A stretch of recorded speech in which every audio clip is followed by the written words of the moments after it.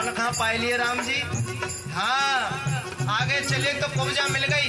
वैसे इसका नाम है शैलेंद्री, पर 3 जगह से खूबड़ है, टेढ़ी है, इसलिए कुब्जा कहते हैं। कंस की सेवा में रहती है, चंदन इत्र ले जा करके लगाती है। भगवान पहुंचे, चंदन और इत्र लिए जा रही थी। भगवान ने उसे सुंदरी कहकर पुकारा। री सुंदरी, आहा, किसी ने सुंदरी नहीं कहा था उसको पहली बार सुंदरी शब्द सुना। कुछ तो हंसने लगे, ये सुंदरी कहाँ है? तो बोली आप चुप हो जाओ, इन्होंने सुंदरी कह दिया है तो मैं सुंदरी हो ही जाऊंगी। जिंदगी में पहली बार किसी ने सुंदरी कहा था। पर भगवान शरीर की सुंदरता नहीं देखते बंधुओं, वो मन की सुंदरता देखते हैं। भगवान को देख करके मोहित हो गई। गर्ग संहिता में उल्लेख है कि ये कुब्जा पहले शूर्पणखा थी। और देखो कितनी बड़ी प्रेमिका भगवान की है। भगवान से प्रेम करने गई, भगवान ने अच्छा नहीं किया, नाक कान काट दिए बेचारी के। और नाक कान काट दिए, खुद ने तो विवाह किया नहीं और फिर किसी से होने भी नहीं दिया। अब कौन करे नकटीते। लेकिन प्रेम का बड़ी पक्की, ये भगवान का भजन करने पुष्कर चली गई, भोले बाबा का भजन किया। भोले बाबा प्रकट हुए, बोले वर मांग, पूरे कुटुंब का नाश करवा दिया रावण के का, वर मांग ले। बोले वर में यही दे दो कि राम जी पति रूप में मिल जाए। भोले बाबा बोले राम जी को तो तू भूल ही जा। बोले उनको नहीं भूल सकती, तो इस जन्म में तो तुझे मिलेंगे नहीं, तो द्वापर में आना, द्वापर में कन्हैया आएंगे, सबको स्वीकार करेंगे। आगे में ले गई कुब्जा सो जान जी, आगे मिली गई कुब्जा सो जान जी, मानो शूर्पणखा पाए लिए राम जी, हो मानो शूर्पणखा पाए लिए राम जी। याने चंदन धराए घन श्याम जी, हो याने चंदन धराए घन श्याम जी, लेते जाना जी सावरिया मेरे पान की, लेते जाना जी सावरिया मेरे पान की, लेते जाना जी सावरिया मेरे पान की, लेते जाना जी सावरिया मेरे पान की। भगवान ने मस्तक पर चंदन लगाए, इत्र लगाए, आनंद हो गया। अब भगवान सोचने लगे इसने चंदन लगवाया है, अब भैया इसने अपने चंदन तो लगवा लिया, लेकिन इसको कुछ प्रसाद तो दो, इसको कुछ दक्षिणा तो देनी चाहिए। भगवान मन में विचार करते हैं कि दुनिया में एक टेढ़ा त्रवंगी लाल मैं ही ठीक हूँ और कोई टेढ़ा मुझे अच्छा नहीं लगता। ठाकुर जी ने क्या किया, अपनी 2 उंगली पैर की इसके पैर पर रखी और 2 उंगली ठोड़ी पे लगाई।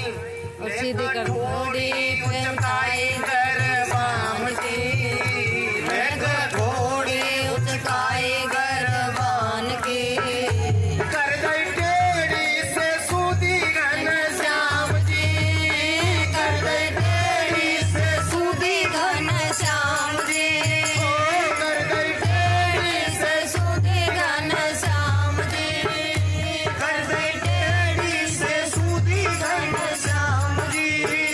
सब जय जय बोले कृष्ण बलराम की, सब जय जय बोले कृष्ण बलराम की, सारी मथुरा प्रभु की गुलाम जी, सारी मथुरा प्रभु की गुलाम जी, लेते जाना जी सावरिया मेरे पान की, लेते जाना जी सावरिया मेरे पान की, लेते जाना जी सावरिया मेरे पान।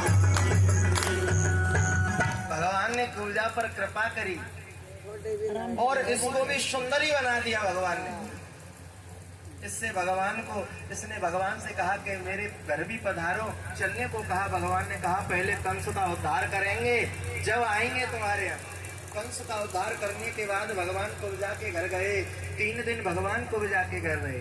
मथुरा की प्रिया कुब्जा है भगवान। कुब्जा पर कृपा हुई तो मथुरावासी भी कृत्य कृत्य हो गए। अब मथुरावासियों को भी हो गया। अब लीला पूरी भई कंस बेईमान की, मन में सोच रहे मथुरावासी, अब लीला पूरी भई कंस बेईमान की, सब जय जय बोले कृष्ण बलराम की, सब जाना जी सावरिया मेरे पान की, लेते जाना जी सावरिया मेरे पान। आनंद हो गया, जय जयकार करने लगे। अब सब भक्तों पर कृपा करते हुए जहां कंस का धनुष रखा था भगवान वहां पहुंच गए। पहले तो कृष्ण बलराम को रोका द्वारपालों ने, नहीं रुके, ठाकुर जी जबरदस्ती चले गए। वहां पर रखा था कंस का धनुष, जो कि 3 लाख मन वजन था। उस धनुष में परशुराम ने दिया था, भगवान परशुराम से प्राप्त किया था कंस ने, आशीर्वाद के तौर पर भगवान परशुराम ने दिया था कंस को। वो धनुष रखा था और कह दिया था परशुराम भगवान ने, जो इस धनुष को तोड़ेगा वो तुम्हें नहीं छोड़ेगा। ठाकुर जी गए कृष्ण बलराम जी, और बातों ही बातों में कन्हैया ने तो धनुष उठाया और तड़ाक से धनुष को तोड़ दिया। कंस को खबर पहुंची तो घबरा गया। भगवान धनुष भंग करके चले और थोड़ी देर बाद तो रंगभूमि में आ गए।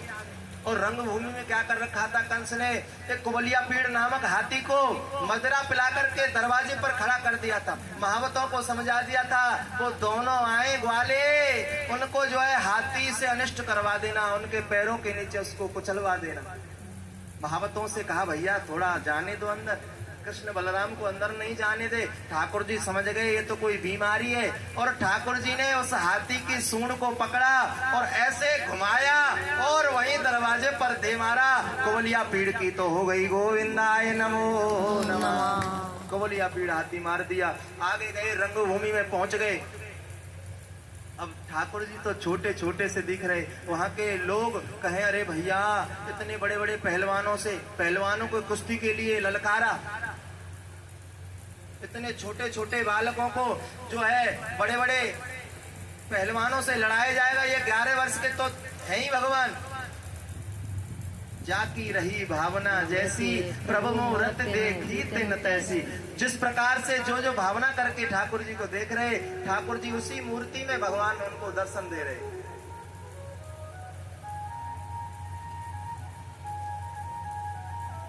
मथुरावासी बोले भैया इनकी जोट तो है नहीं है, पहलवानों को लड़वाए जाए, तो छोटे छोटे बच्चे हैं। कंस ने कहा आज तक इन्होंने छोटा काम किया कौन सा है, सब बड़े बड़े किए हैं, इसलिए बड़े बड़ों से ही लड़वाया जाएगा। अब तो जोरदार युद्ध की शुरुआत हुई। शल तोशल चाणूर मुष्टिक मल्ल युद्ध होने लगा। इनको तो भगवान ने सबको सुरधाम पहुंचा दिया, और इनको मारते ही भगवान तो रंगमंच पर चढ़ गए ऊपर। कंस तो पहले भाग जाना चाहता था, उनके साथियों ने रोक दिया, भैया रुक जा, हम ऐसा ऊंचा मंच बनाएंगे कि उस पर वो चढ़ ही नहीं पाएगा। बोले मैं कैसे चढ़ूंगा फिर? बोले हम आपको सीढ़ी लगा के चढ़ा देंगे, और जब तुम चढ़ जाओगे तो सीढ़ी हटा देंगे। कंस के सलाहकार थे, लेकिन भगवान ने उन पहलवानों को मारते ही रंगमंच पर ऐसी छलांग लगाई, ऊपर रंगमंच पर ही पहुंच गए। और रंगमंच पर पहुंच गए तो कंस घबरा गया। कंस ने तलवार खींच ली कन्हैया को मारने के लिए, लेकिन कृष्ण कन्हैया लाल ने क्या किया, केस पकड़ लिए एक हाथ से तलवार वाला हाथ पकड़ लिया कंस का, और कन्हैया तो हिलाने लगे, कंस को बाहर खींचने लगे, केस खींचने लगे। अब कंस कहे छोड़ छोड़ छोड़, कन्हैया कहते हैं नहीं छोड़ूंगा। इसी प्रकार तो तूने मेरी मैया के केस पकड़े थे ना, ध्यान कर ले। और जैसे ही भगवान उसको ऐसे करके केस पकड़ के हिलाने लगे, और भगवान ने अस्त्र शस्त्र से नहीं मारा कंस को, कैसे मारा, ऊपर से पहले तो धक्का दे दिया कंस में, और जब कंस नीचे गिर गया तो भगवान विश्व ब्रह्मांड का बल लेकर के अपने शरीर में और कंस के ऊपर कूद पड़े।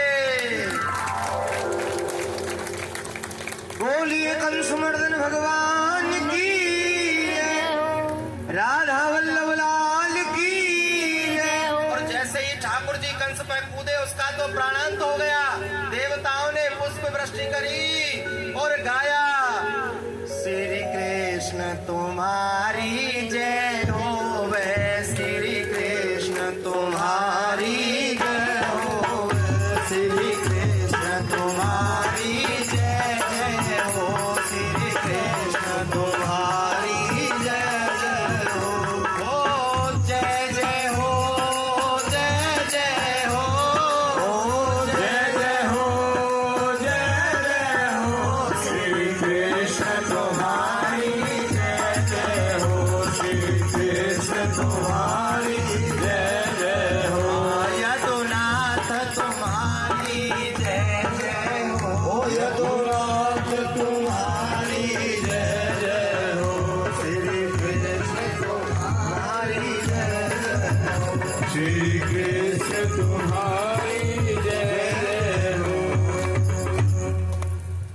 कहिए कंस हनंता भगवान की जय हो, मथुरा के नाथ की जय हो। आनंद हो गया कंस का, भगवान ने उद्धार किया, जय जयकार हो गई। कंस का उद्धार करके कृष्ण वहां चले जहां उनके माता पिता वर्षों से बंद थे जेल में। एक समय वह था जब कन्हैया को छोड़ने के लिए वसुदेव जी जा रहे थे, तब ताले अपने आप खुल खुल के गिर गए थे, बेड़ियां टूट गई थी। और एक समय यह है कन्हैया जब अपने मैया बाबा से मिलने के लिए चले तो बेड़ियां और ताले अपने आप खुल खुल के गिर गए। देव की मैया बोली, सुनते हो, आज तो बड़े शुभ संकेत प्राप्त हो रहे हैं। मेरी बाईं आंख फड़क रही है, देखो तो सही, मुझे लगता है तारनहार आ रहे हैं। मुझे लगता है तारनहार हमारी तरफ चले आ रहे हैं। जोर जोर से सहनाई शंख नगाड़े बजने लगे। माँ देवकी के आंचल से दूध गिरने लगा। बंधुओं,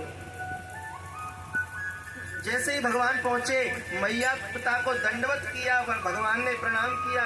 वसुदेव जी ने कहा, हे नंद नंदन, तब तक इसलिए हम नहीं करेंगे, तब तक हम गैया का दान नहीं कर लेंगे।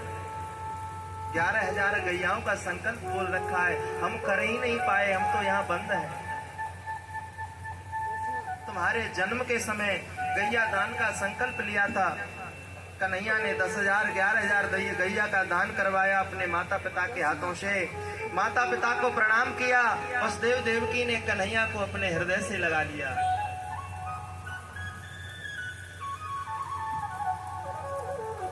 उग्रसेन जी कन्हैया के नाना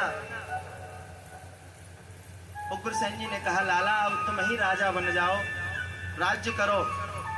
भगवान ने कहा, मैं नाना मामाओं की संपत्ति नहीं चाहिए, हम संचालन करेंगे, आप राजा बन जाओ। अपने बूढ़े नाना को राजा बना दिया भगवान ने।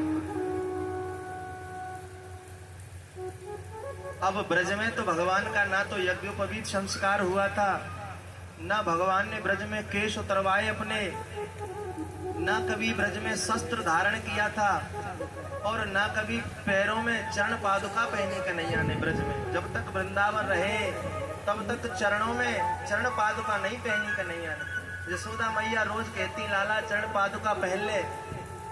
कन्हैया कहते, मैया या ब्रज में मेरी गैया जो है नंगे पांव डोले तो मैं कैसे चरण पादुका पहन सकता हूँ।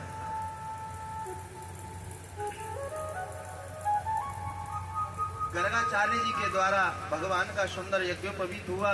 तो भगवान विद्याध्ययन के लिए उज्जैन गए, शांतिपनी मुनि के यहाँ। शांतिपनी मुनि के आश्रम में 64 दिन भगवान रहे। 64 दिन में भगवान ने सारी विद्याएं सीख ली। अपने गुरुजी को दक्षिणा में उनके मृत पुत्र को लाकर के कन्हैया ने दिया। वहीं कन्हैया को सुदामा जी से भेंट हुई। भगवान विद्या ग्रहण करके घर वापस आ गए, लेकिन मथुरा में कन्हैया का मन नहीं लगता, रोते रहते हैं। एक दिन उद्धव ने पूछा, लाला तो रोतो काहे को रहे? कन्हैया कहे, उद्धव मुझे वृंदावन की याद आती है, मुझे मैया की याद आती है। उद्धव मोहे ब्रज बिसरत नाही।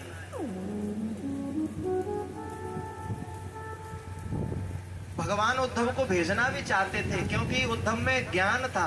बोले अभी इनको प्रेम का छींटा नहीं लगा है। उद्धव जी से कहा तुम वृंदावन जाना चाहोगे? उद्धव जी तैयार हो गए। भगवान ने अपना रथ दिया, अपने वस्त्र दिए, अपना मोर मुकुट दिया, अपनी काली कामर दी, अपनी बंसी, अपना सा रूप बिल्कुल उद्धव जी कन्हैया से लगते थे। रथ में बैठ के जा रहे थे, लेकिन ब्रजवासियों की क्या हालत थी।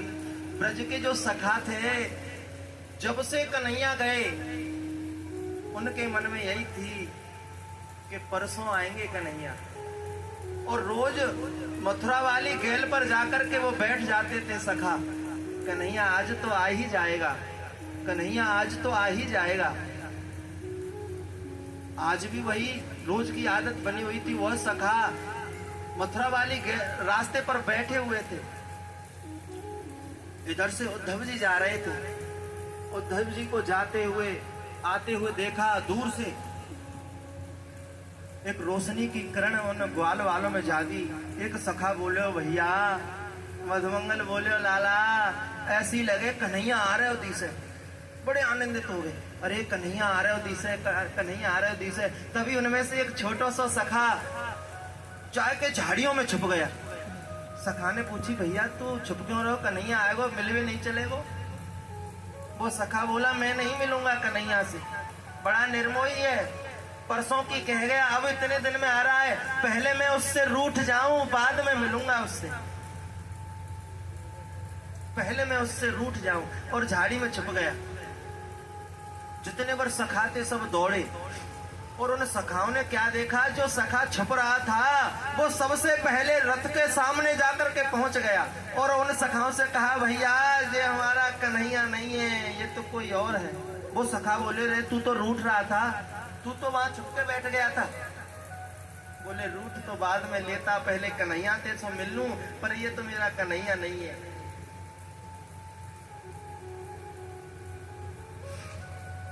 कौन हो? बोले भैया हमसे उद्धव कहते हैं, नंद यशोदा का घर। अरे लगता है तुम पहली बार ब्रज में आए हो। भैया यहाँ नंद यशोदा का घर पूछना नहीं पड़ता। क्यों? अरे भैया ये देख रहा है पानी जल आ रहा है ना, ये जल जो आ रहा है। सखा बोले हाँ, उद्धव बोले हाँ हाँ, ये जल के किनारे किनारे चले जाओ, नंद यशोदा का महल मिल जाएगा तुम्हें। बोले इससे क्या तात्पर्य है, जल से क्या तात्पर्य है? बोले जल से यह तात्पर्य है कि भैया ये कोई सामान्य जल नहीं है, यह है नंद यशोदा करोड़ों गोपियों का दृग बिंदु है, नेत्रों के आंसू हैं। इसके सारे सारे चले जाओ, तुम्हें कन्हैया मिल जाएंगे।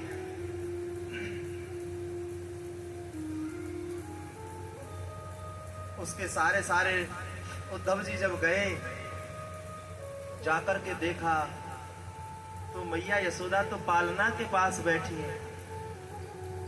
मैया यशोदा को लगता है कि कन्हैया अभी कहीं नहीं गए हो, मेरे पालना में ही खेल रहे हो।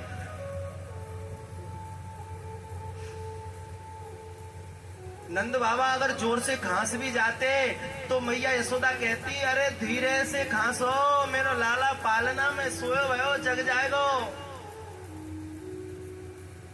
ऐसी हालत देखी उद्धव जी तो अवाक रह गए। अरे प्रणाम किया, बाबा प्रणाम करता हूँ। कौन? भैया। बाबा मैं उद्धव। बैठो बैठो। मैया यशोदा को बुलाया, उद्धव आया है, समाचार लेकर के आया है कन्हैया का तेरे का। मैया तो प्रसन्न हो गई। मैया कहती हैं उधो कहो साची बात,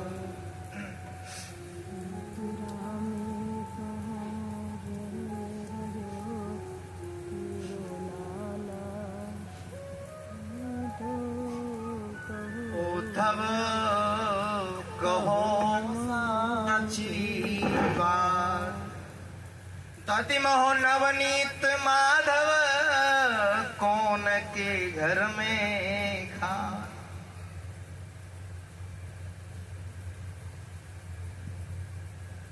मैया यशोदा कहती है उद्धव सांची सांची बताइयो, मेरो लाला दही दूध माखन किसके घर में खाता है।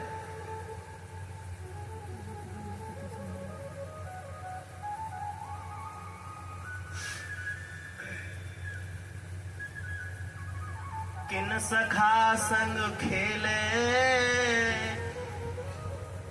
किन लकुटी लिए हाथ, धो सांची बता दे बात।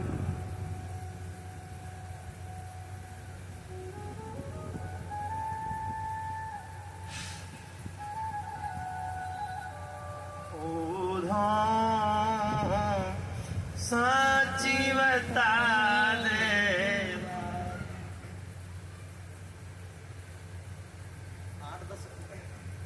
8-10 लाइनें हैं, बोली नहीं जाएंगे, अंत वाली बोल देता हूँ। तो बूझत माई जसमत परी मूर्छित गात। इतना तो पूछते पूछते मैया पूछ रही हैं किसके घर माखन खाता है मेरा लाला, कौन के सखा के साथ खेलता है, कौन गोपी के यहाँ पर चोरी करने जाता है। इतना पूछते पूछते तो मैया मूर्छित होकर गिर जाती है।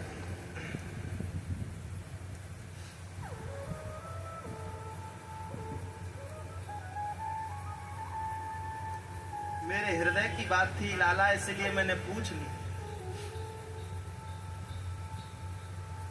कन्हैया की बातें हैं, उद्धव जी बता रहे।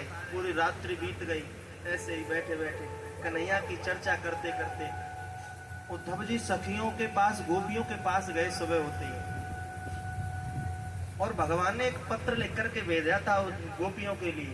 उन गोपियों ने कहा कि भैया कौन हो? बोले उद्धव। उन गोपियों को वो पत्र दिया, उन गोपियों ने तो वो पत्र फाड़ दिया, पढ़ा नहीं, अनेकों टुकड़े कर दिए। और उन टुकड़े को कभी माथे से लगाती है, कभी हृदय से लगाती है, कभी माथे से लगाती है, कभी हृदय से लगाती है। हमारे कन्हैया ने इस पत्र को छुआ होगा, अपने हाथों से इस पे लिखा होगा। उद्धव जी उनको बहुत समझाते हैं ज्ञान की बातें। अरे वो परब्रह्म परमात्मा है, भगवान का ध्यान करो, सीधे ऐसे बैठ जाओ, योग के ध्यान माध्यम से भगवान को याद करो, भ्रकुटी में उनकी सूरत बसाओ। तुम पागलों की तरह क्यों विचर रही हो?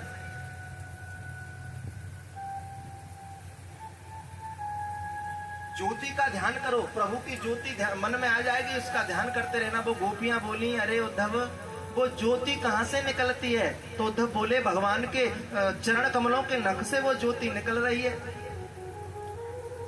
तो वो गोपियां कहती हैं अरे उद्धव उस ज्योति से तेरा पेट भर जाता होगा, हमने तो नंदन को अपने हाथों से यहाँ माखन खिलाया है। उस नंदन के दर्शन जब तक नहीं हो जाते हमें चैन नहीं आता। उस ज्योति से तेरे पेट भर जाता होगा। और एक गोपी बोली आप हमें ना समझाओ। वो गोपी बैठी है ना सामने, उसको समझाओ। उद्धव जी उसके पास गए। उद्धव उसके पास गए तो वो गोपी क्या कर रही, उसकी हालत कैसी, वो एक एक के बना रही, सिर्फ एक एक के लिखती जाए, एक एक के लिखती जाए। उद्धव ने कहा अरे एक एक क्यों लिख रही, एक के आगे दो भी होता है, एक बराबर एक दो भी होता है। वो गोपी बोली एक बराबर यहाँ ब्रज में दो नहीं होता, एक और एक जब मिलते हैं तो एक ही हो जाते हैं।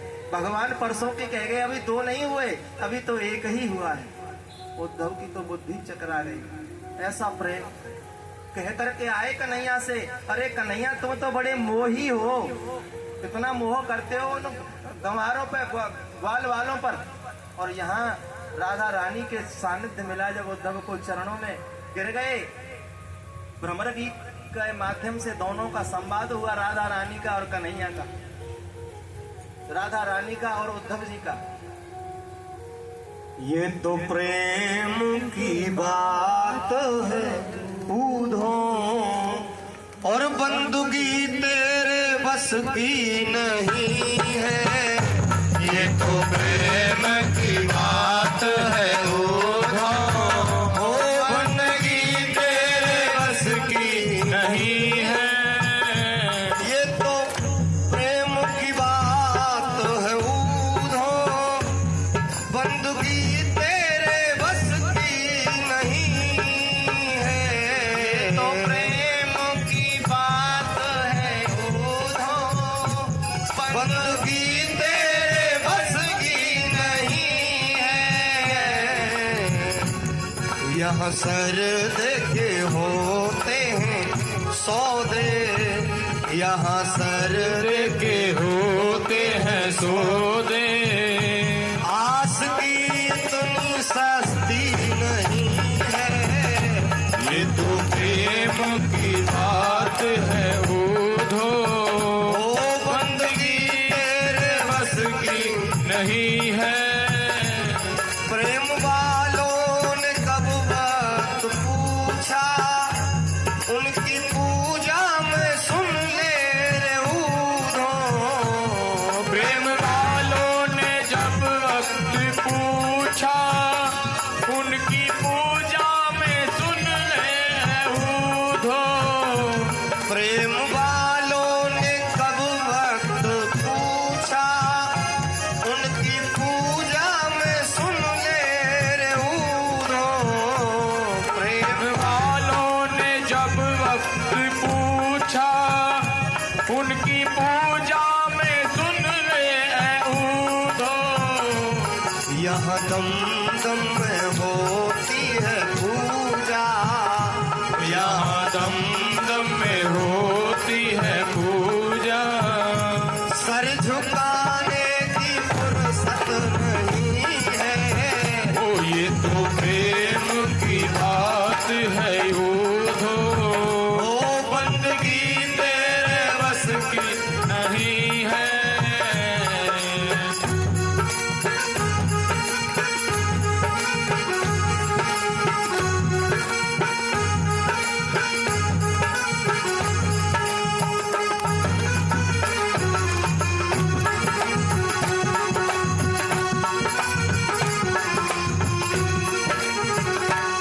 जो असल में है मस्ती में डूबे, उन्हें क्या परवाह जिंदगी की।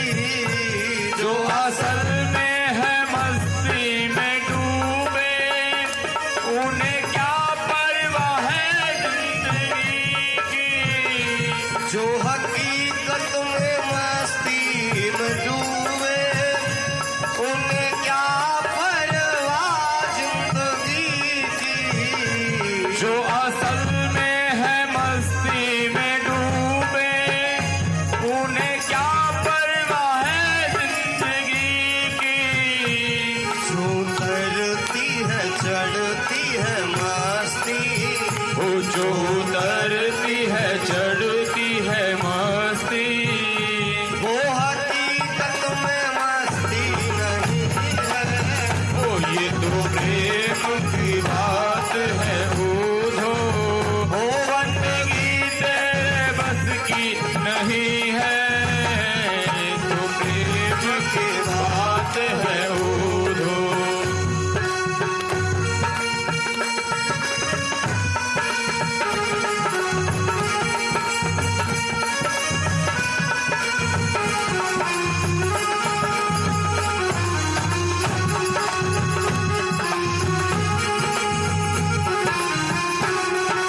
और जिनकी नजरों में है श्याम प्यारे, वो तो रहते हैं जग से न्यारे। वो जिनकी नजरों में है श्याम प्यारे, वो तो रहते हैं जग से ही न्यारे। जिनकी नजरों में है श्याम प्यारे, वो तो रहते हैं जग से न्यारे। वो जिनकी नजरों में है श्याम प्यारे,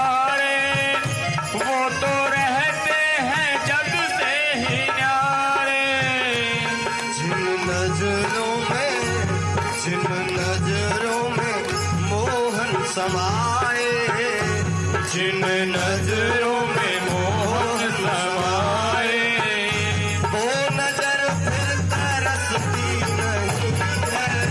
ओ ये तो प्रेम की बात है ओढ़ो, बंदगी तेरे बस की नहीं है। ये तो प्रेम की बात है बूझो, बंदगी तेरे बस की नहीं है। वृंदावन बिहारी लाल की जय हो। उद्धव गोपी संवाद बहुत विशाल है, विचित्र है। सूरदास जी ने बहुत सुंदर वर्णन करके इसका निरूपण किया। सूरदास जी महाराज ने कई लीलाओं को लिखा। अंत में राधा रानी का सानिध्य पाकर के उद्धव जी चले गए वापस। मैया ने भी कई संदेश भेजे लाला के लिए।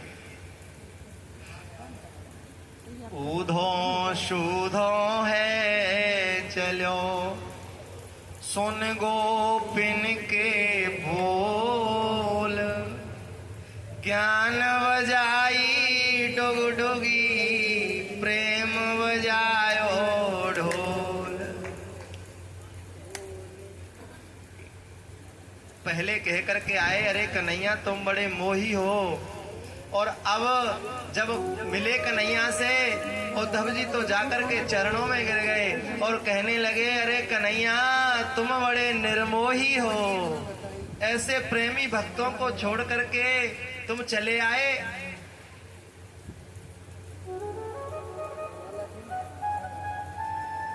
सुंदर ये लीलाएं कथाएं श्री सुखदेव स्वामी जी ने परीक्षित जी को सुनाई। आगे इधर कंस की दो पत्नियां अस्थि प्राप्ति, इनके पिता जरासंध, ये अपने पिता के पास रोती हुई पहुंची। जरासंध ने पूछा क्या हुआ? बोले पिताजी हम तो विधवा हो गई। विधवा होने का कारण पूछा।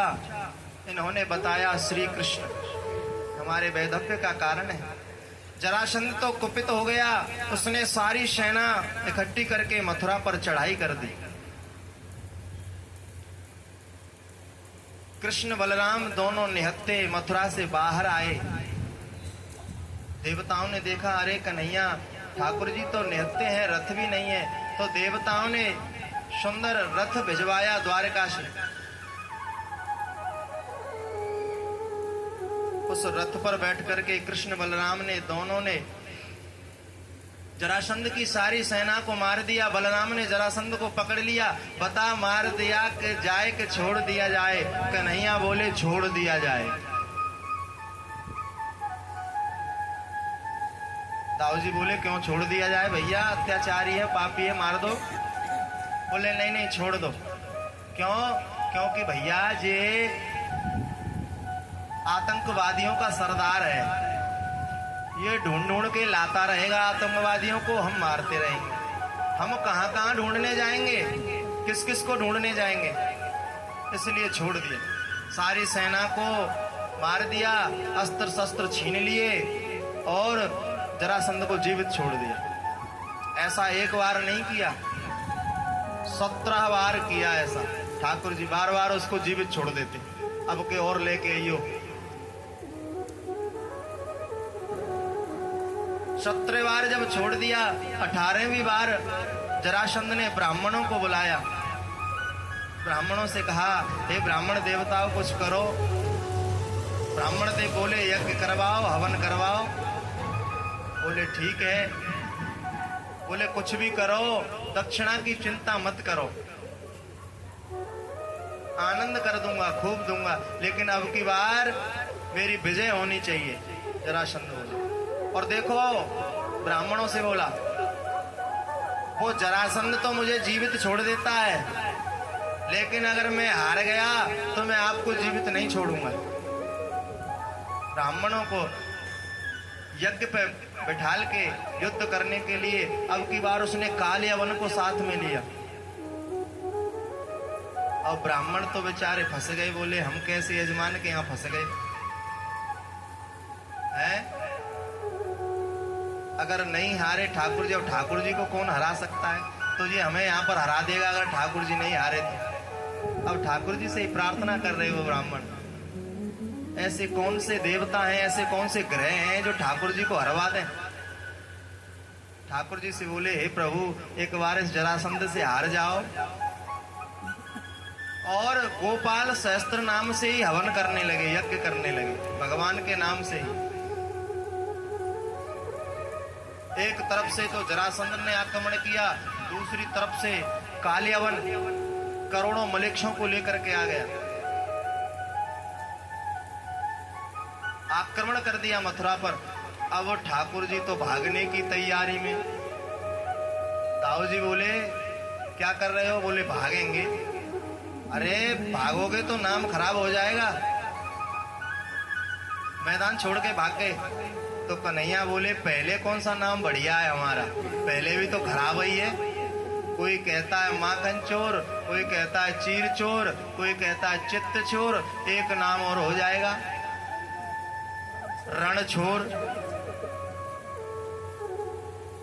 अब ठाकुर जी तो आए बाहर और दाऊ जी से बोले, भैया जल्दी से कस लो अपनी कमर में फेंटा। कन्हैया बोले कि दाऊ जी बोले, तूने तो कस नहीं रखा है। बोले, मैं तो दिखाता हुआ भागूंगा, ऐसे करता हुआ। अब दाऊ जी ने तो अपना फेंटा कस लिया।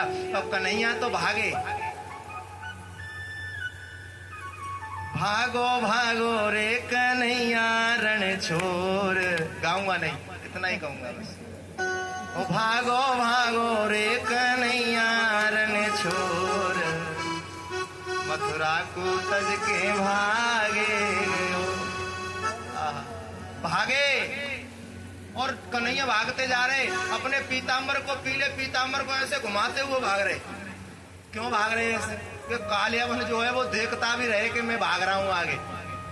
भागते गए, भागते गए और गुजरात की तरफ भागे कन्हैया। कहिए रण छोड़ राय की जय हो। इसलिए ठाकुर जी को क्या कहते हैं वहां? रण छोड़ राय। रण छोड़ राय कहते हैं। अब तो कन्हैया आगे आगे और कालियावन पीछे पीछे। और कन्हैया जी ने एक स्थान चुन रखा था कि मुझे कहां जाना है। वहां पर धौलगिरी पर्वत पर एक गुफा थी। उस गुफा में मुचकुंद महाराज सत्यु से सोए हुए थे और उनको वरदान था, तुम्हें कोई जगाएगा, तुम्हारी दृष्टि जिस पे पड़ेगी वो जलकर भस्म हो जाएगा। मुचकुंद राजा, सत्यु के राजा। ठाकुर जी ने वो जगह चुनी और गए दौड़ते दौड़ते। अपना वो पीताम्बर जो लहरा रहे थे ना, उसी पीताम्बर को जो मुचकुंद सोए हुए थे धीरे से वही उड़ा दिया उनके ऊपर और आप चुपके से खड़े हो गए। अब वो कालियावन आया और बोला, आहा देखो तो सही इसको। हम तो दौड़ते दौड़ते घुटना बोल गए और ये देखो यहाँ आराम से सो रहा है। उसने समझा कि कन्हैया ही सो रहा है और कालियावन ने लात मार करके जगाना चाहा, लात मार दी और जैसे ही मुचकुंद जगे, दृष्टि गई कालियावन पर, जल करके भस्म हो गया। वृंदावन बिहारी लाल की। कालियावन मारा गया। जरासंध आया दौड़ता दौड़ता। जरासंध आया, भगवान प्रवर्षण पर्वत पर चढ़ गए ऊपर और जरासंध ने किया चारों तरफ से उस पर्वत में आग लगा दी। जरासंध ने सोचा आग से जल के मर जाएंगे दोनों भाई, लेकिन भगवान वहां से अंतर ध्यान हो गए और अब समुद्र के बीचों बीच प्रकट हो गए। उस समय भगवान ने विश्वकर्मा जी को आज्ञा करी, तब विश्वकर्मा ने समुद्र के बीचों बीच 48 कोस लंबा चौड़ा, 48 कोस लंबा, 48 कोस चौड़ा एक नगर प्रकट किया जिसको द्वारका कहते हैं। भगवान ने देवताओं से कहा, सोते सोते सभी मथुरावासियों को ले आओ। अब मथुरावासी सोए तो मथुरा में और जगे तो द्वारका में। अच्छा, द्वारका नाम क्यों पड़ा द्वारका का? जब मथुरावासी सोए मथुरा में तो वहां द्वारका पहुंच गए और द्वारका पहुंच गए तो जगे। अब उन्हें द्वार ही नहीं मिले। अब वो कहें द्वार कहाँ, द्वार कहाँ, द्वार कहाँ, तो उसका नाम ही द्वारका पड़ गया। उस समय भगवान ने बलराम जी को राजा बनाना चाहा, लेकिन बलराम जी ने कहा कि हम राजा नहीं बनेंगे। अपने पिताजी वसुदेव जी को राजा बनाना चाहा, नहीं बने। तब कन्हैया लाल को ही देवताओं ने फूल बरसाए और राजा बनके गद्दी पर विराजमान हो गए। कहिए द्वारकाधीश भगवान की। द्वारका के राजा कन्हैया बन गए। अब सभी द्वारकाधीश नगरवासी क्या कहें, राजा तो बहुत बढ़िया लेकिन कुंवारे हैं। राजा बढ़िया हैं लेकिन कोई रानी बढ़िया मिल जाए तो इनकी कन्हैया की विवाह करवा दें। कोई कोई नगरवासी आकर कहें, हे प्रभु विवाह कर लो, तो कन्हैया कहें अभी बड़े भैया ही को ना भयो, मैं कैसे कर लूं, अभी दाऊ जी को नहीं हुआ। तो बोले पहले दाऊ जी के विवाह की व्यवस्था करो। तो सतयुग के राजा रेवत, उनकी पुत्री रेवती, दाऊ जी का विवाह उनसे करवाया ठाकुर जी ने। अभी तो समय 5-15 मिनट के लगभग विवाह करवाया। दाऊ जी की कथा भी सुना देता हूं। रेवत जी गए ब्रह्मा जी के पास, अरे हमारी बिटिया की विवाह के लिए कोई वर बनाया है कि नहीं बनाया। अब बातचीत में वहां थोड़ा समय लग गया ब्रह्मा जी के पास। तो ब्रह्मा जी पूछे कि इन्हें के पास गए, बोले इन्हें के पास तो हम हो आए, लड़के को देखा है हम वर को। तो ब्रह्मा जी बोले अब आप नीचे जाओगे तो ये नाम निशान नहीं रहा इनका, क्योंकि ब्रह्मा के काल समय अलग है ब्रह्मलोक का, यहाँ का मृत्यु लोक का काल समय अलग है। इतना समय लग गया कि वो लोग पूरा युग ही बीत गया। बोले अब तो पृथ्वी पर द्वापर युग चल रहा है, उसका भी अंतिम चरण चल रहा है। वहां पर बलराम जी तुम्हारी बेटी के वर रूप में प्राप्त होंगे। रेवत जी को समझा के भेज दिया, लेकिन बेटी तो सतयुग के हिसाब की थी। 21 हाथ के होते थे सतयुग में, फिर त्रेता में 14 के, द्वापर में 7 के और कलयुग में 3.5 हाथ के मनुष्य रह गए। अब 21 हाथ की कन्या। रेवत जी बोले कर लेंगे। बोले बात तो आप ही को करनी पड़ेगी कन्हैया से। पहले कन्हैया से आके मिले रेवत जी, महाराज देखो प्रभु हमारी बिटिया का विवाह। अब कन्हैया तो बैठे ही थे कि दाऊ जी का विवाह हो जाए तो फिर हम भी करें। बोले ठीक है, तो कन्या दिखाओ। तो कन्हैया गए कन्या देखने, तो कन्हैया ने ऐसे देखी और 21 हाथ की कन्या। फिर दाऊ जी की तरफ देखे, वो 7 हाथ के ही हैं, कैसे होगी। रेवत जी बोले अब आप ही को करना है जो कुछ करना है प्रभु, लेकिन विवाह तो करना है, बिटिया के हाथ पीले तो करने हैं, मेरे सर से उतर जाएगा बोझ। अच्छा चलो ठीक है। तो कन्हैया ने कहा पहले ही बिटिया को बुला लेना मंडप में, मैं दाऊ जी भैया को ले आऊंगा। पहले ही पूरी पट्टी पढ़ा गए रेवत जी महाराज को। विवाह दाऊ जी से कहा भैया विवाह कर लो। बोले कर लेंगे विवाह। अब ठाकुर दाऊ जी तो विवाह नाम मात्र का है, बाकी सेवा के रूप में प्रकट हुए प्रभु दाऊ जी। तो बोले कर लेंगे भैया। बोले हमने देख ली है छोरी। अरे तेने देख ली लाला, तो मुझे देख भी कोई जरूरत ना है, कर लेंगे विवाह भैया। दाऊ जी राजी हो गए। अब गए बारात लेकर के, तो छोरी तो पहले ही बैठी मिली मंडप में। तो दाऊ जी बोले अरे हमारे यहाँ तो ये रीति है भैया के छोरी बाद में बुलाई जाए। तो कन्हैया बोले चुप रह जाओ, इनके यहाँ ऐसी रीति होगी, कोई बात ना है, बैठिए तो कहा है वो, तुम तो इनके बगल में बैठ जाओ। तो बोले ये बैठवे में इतनी ऊंची से लग रही है। अरे इनके यहाँ रीत होगी कि पीड़ा फीड़ा पे बैठाई होगी काऊ पे। तो मैं कहा ऐसी बात नुकसान कर रहे हैं भैया, तुम तो बैठ जाओ। अब बैठ गए दाऊ जी। जो सब काम होता हाथ पीले हो गए, कन्यादान हो गया, बैठे बैठे ही सब काम हो गए, मंगलसूत्र वगैरह सब बांध दिया दाऊ जी ने। अब पंडित जी बोले फेरों के लिए खड़े हो जाओ। गठबंधन भी हो गया था, गठजोड़ भी हो गया था। अब दाऊ जी तो खड़े हुए। अब पंडित जी बार बार कहें कन्या भी खड़ी हो जाओ, कन्या भी खड़ी हो जाओ। जब कन्या खड़ी होने का, अब ठाकुर जी माँ इशारा करें मैया रेवती। अब कन्हैया बोले अब हमारी तरफ इशारा क्या कर रही हो, खड़ा तो होना ही पड़ेगा, तभी तो भामर पड़ेंगे। अब मैया रेवती खड़ी हुई, आहा दाऊ जी तो देखते रह गए हैं, इतनी लंबी। दाऊ जी ने शर्माते शर्माते अपने फेरे पड़वाए। अब कहे सखा, दादा बड़ी जोरदार बहू लेके आयो, दादा बड़ी जोरदार बहू लेके आयो। अब दाऊ जी तो अपने बार बार माथे पे हाथ मारे, कन्हैया की तरफ देखे, यहाँ ने करवायो जो कुछ करवायो। दाऊ जी लेकर के गए मैया रेवती को। अब जो द्वारका में गेट दरवाजे थे वो भी उस समय के इंसान के हिसाब के थे। अब दाऊ जी बड़े अंदर, तो मैया रेवती का तो सरवा में लगा दरवाजे में। तो दाऊ जी को बड़ा क्रोध आया, इस झंझट को ही मेट ही देता हूँ। दाऊ जी ने अपना हल निकाला। अब मैया रेवती तो सोच रही ये भी कोई रीति होगी, कंधे पे रख दिया मैया रेवती के हल दाऊ जी ने। तो मैया रेवती क्या सोच रही कि ये भी इनके यहाँ कोई रस्म होती होगी हल लगाने की।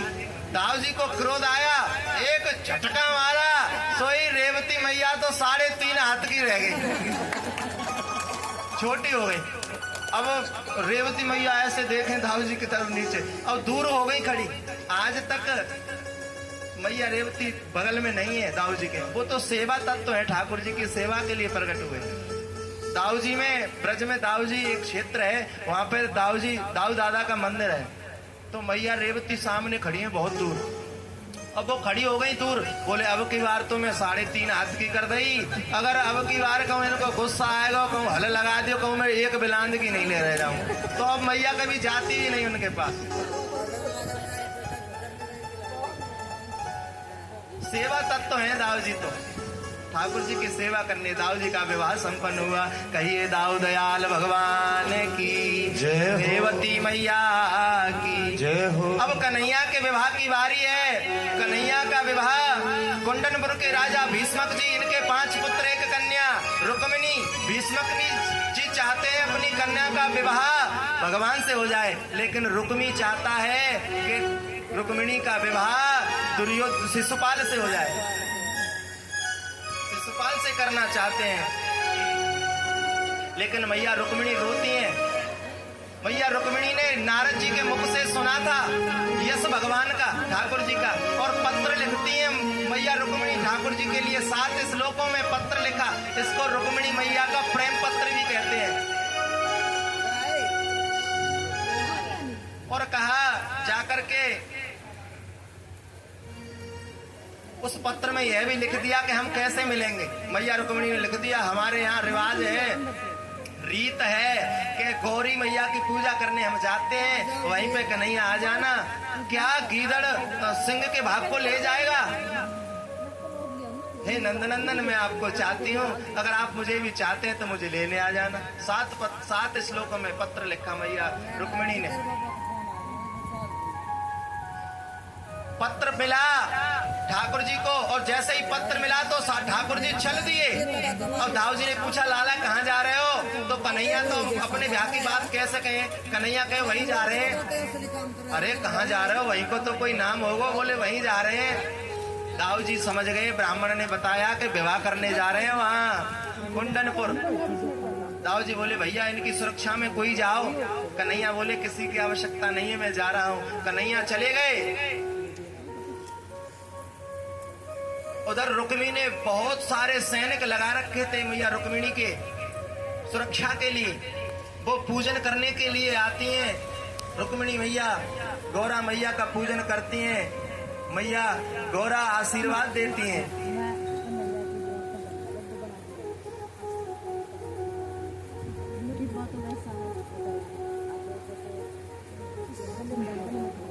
वृंदावन बिहारी लाल की। अब तो कन्हैया गए रथ पर सवार होकर, सोने का रथ, सुंदर रूप, चले गए। अब जैसे गए तो जो 10,000 सैनिक लगे थे ना सुरक्षा में, वो भगवान के रूप को देख करके मोहित हो गए और भगवान मंदिर की तरफ बढ़ते चले जा रहे, बीच सेना में होके। क्या चाल ढाल है ठाकुर जी की देखी। ओहो, इतनी सुंदर चाल। कौन है ये? क्या पीतांबर लहरा रहा है। आहा, एक बोला सैनिक, भैया पीतांबर को मत देखो, इनके मोर मुकुट को देखो, कितना सुंदर है। अरे मोर मुकुट तो ठीक है भैया, इनकी नाक को देखो कितनी सुंदर है, इनके गालों को देखो कितनी सुंदर है। सेना तो सब भगवान के रूप को ही देखती रही, और ठाकुर जी तो चले गए मंदिर में अंदर। मैया रुक्मिणी ने आते हुए देखा ठाकुर जी को, बेवल हो गई, अपना हाथ बढ़ा दिया मैया रुक्मिणी ने, ठाकुर जी ने हाथ पकड़ लिया और लेके चले। फिर भी कोई सेना, ऐसा जादू कर दिया कन्हैया ने, सेना कुछ कह ही नहीं रही। जो सैनिक जो खड़े थे वो कह रहे थे इनकी चाल तो देखो, इनकी ढाल तो देखो, इनका पीताम्बर तो देखो, और देखो इनके बंसी कैसी लगी हुई है।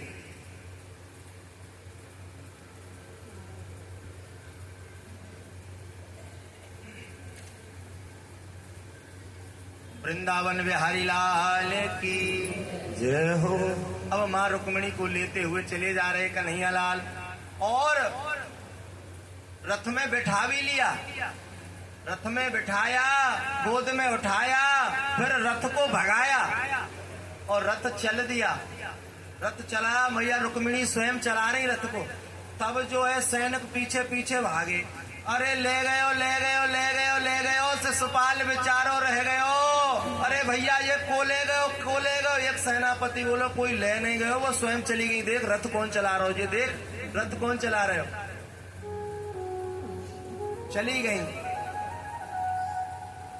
देवताओं ने पुष्प वर्षा की है। अब रुक्मी मिल गया रास्ते में,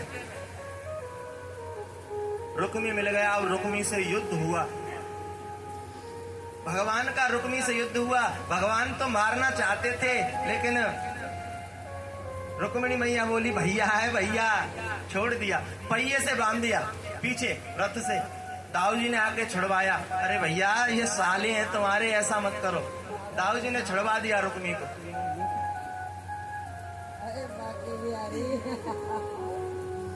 रुक्मिणी वल्लभ लाल की जय हो।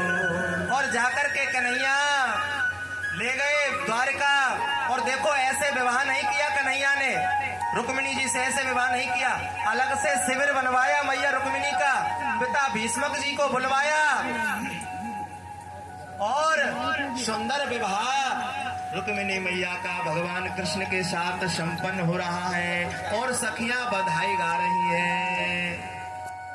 बोले वृंदावन हरि लाल की, रुक्मिणी रमण भगवान की।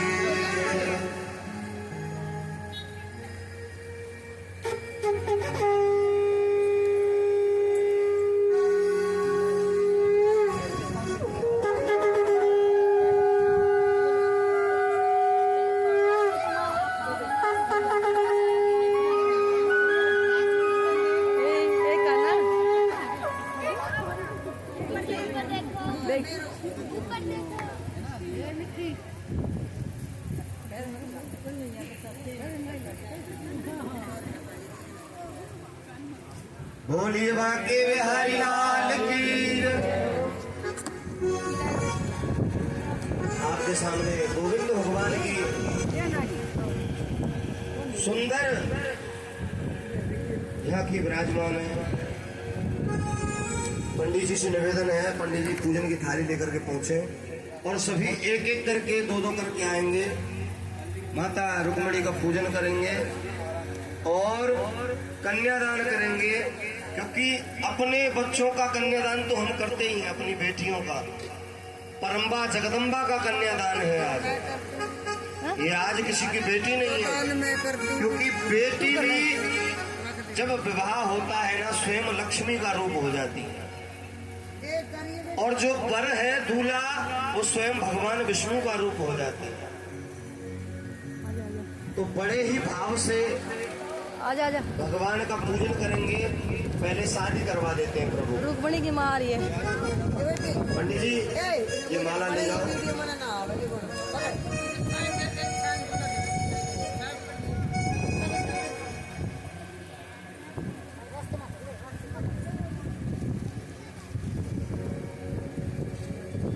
बैठो मैया, भोग तो भोग पंडित जी को दे दो। पंडित जी भोग है आज प्रसाद का।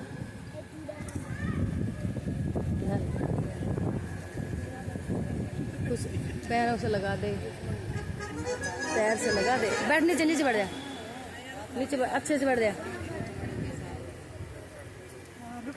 अभी रुक जाओ, खड़े कर लो इनको। रुक्मिणी तो वो है, भगवान कृष्ण को रुक्मिणी तो वो है, ये गाना है। खड़ा कर लो, खड़े हो जाओ। खड़े कुर्सी पे खड़े हो, कुर्सी पे खड़े हो जाओ, कुर्सी पे कुर्सी पे ही खड़े हो जाओ, कुर्सी पे खड़े कर दो, कुर्सी पे। और एक माला मैया रुक्मिणी के हाथ में दे दे और एक कन्हैया जी के हाथ में दे दे। और पहले मैया रुक्मिणी डालेगी माला। कोई बात नहीं। ओम मंगलम भगवान विष्णु गई थी हरि। मैया बंद हो गया था। पंडित जी डालो माला, अरे पास आओ। माला डलवा दो। बोली वृंदावन में हरिलाल की, रुक्मिणी रमण भगवान की।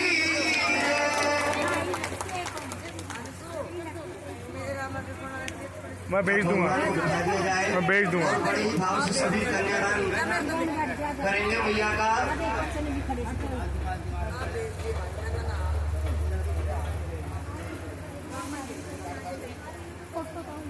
और दुल्हनिया बन जाऊंगी भावना हटियो। खाना की रे। कौन कह रहा है? मैया रुक्मिणी।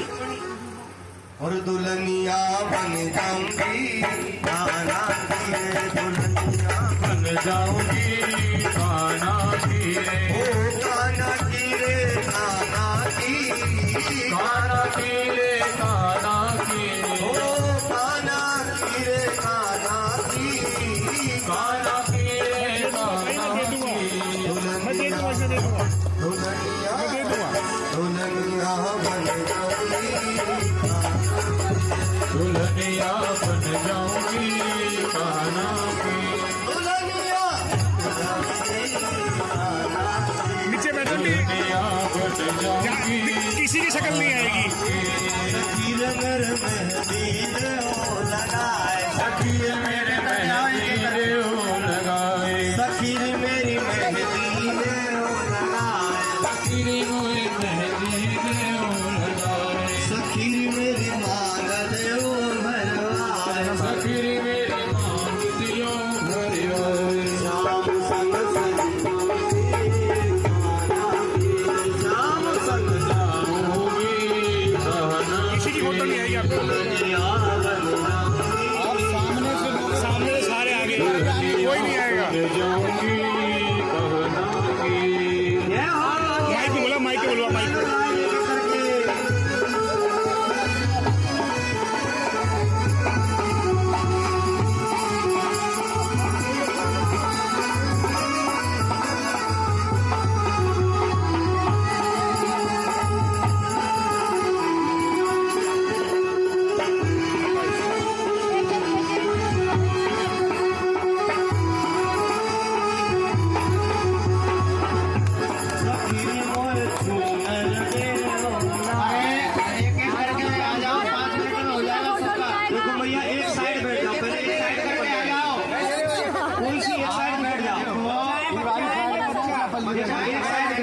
एक साइड बैठ जाओ, एक साइड को पूजन हो जाने दो, फिर आराम से आप भगवान यहीं कहीं जाएंगे नहीं। भगवान भाई हटवा इनको फिर। कोई बात नहीं, भगवान यहीं बैठे रहेंगे। एक साइड के लोग बैठ जाए, एक साइड से चलिए। दूसरा अब देखो भीड़ में आप वैसे ही खड़े हो, अपने स्थान पे बैठ जाएगा तो बढ़िया रहेगा।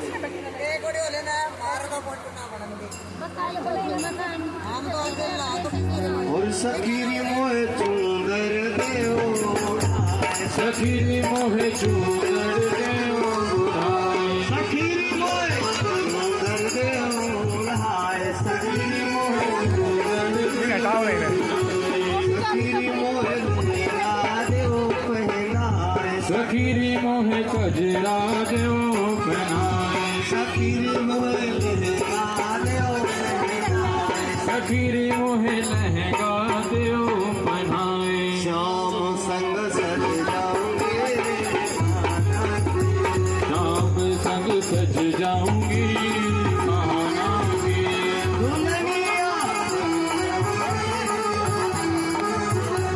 दुल्हनिया बन जाऊंगी महानांगी।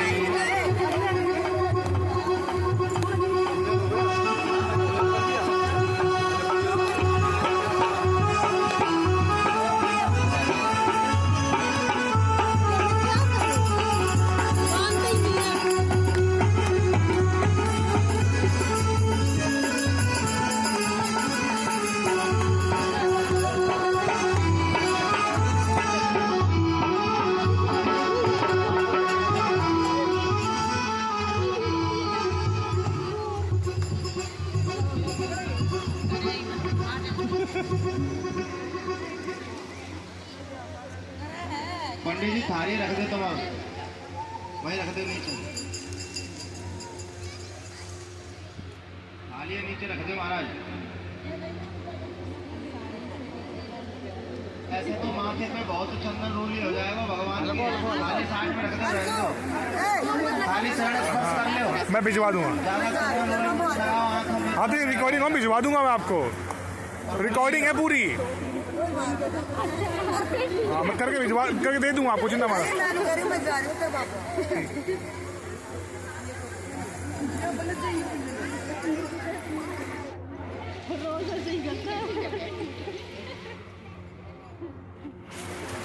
पंडित जी भजन चालू रहने दो। भजन पंडित जी भजन माया पे ध्यान मत दो। हाँ माया पे ध्यान मत दो।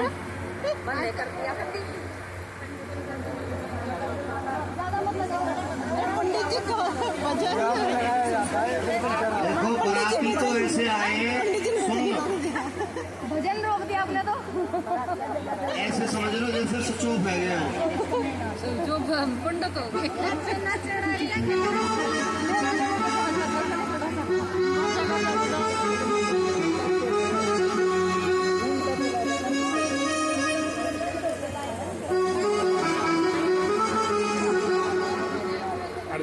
ये पीछे बंद कर दिया था किसने? ये गिर गया था, 2 बार गिरा, एक बार भी नहीं। और ये निर्मा से टूट सा गया, वो गिर गया था। बना के दोबारा चालू कर। आज मेरे शाम की शादी है, आज मेरी शाम की शादी है, आज मेरी शाम यहाँ के बताओ। है, शाम की शादी है मेरे घर, शाम की शादी है। शाम की शादी है मेरे घर, शाम की शादी है। पीछे हो जाओ, पीछे। मेरी शाम की शादी नहीं आ रहा इसमें। है, आज मेरी शाम की शादी है।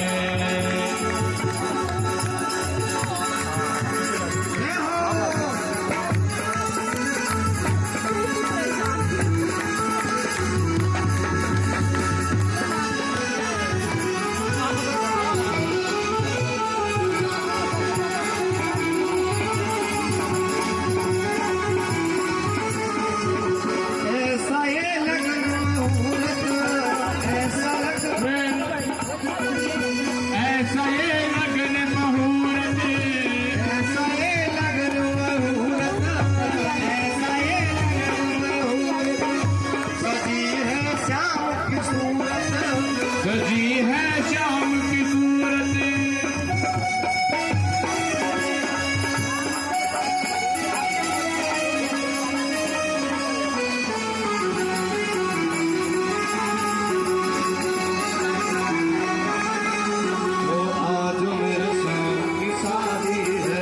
आज मेरे शाम की शादी है, ओ शाम की शादी है मेरे घर, शाम की शादी है, आज मेरी शाम की शादी है।